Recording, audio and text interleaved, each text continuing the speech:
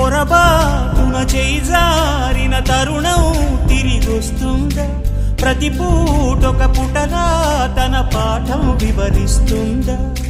మన కోసమే తనలో తను రగిలే రవి తపనంత కనుమూసిన తరువాతనే పెను చీకటి చెబుతుందా? కడతేరని పయనాలెన్ని, పడదోసిన ప్రణయాలెన్ని అని తిరగే ఛాయా చరిత పుటలు, వెను చూడక ఉరికే కథలు, తమ ముందు తరాలకు స్మృతుల చితులు అందించాలా ప్రేమికులు. ఇది కాదే విధిరాత, అనుకోదేం ఎదురీత.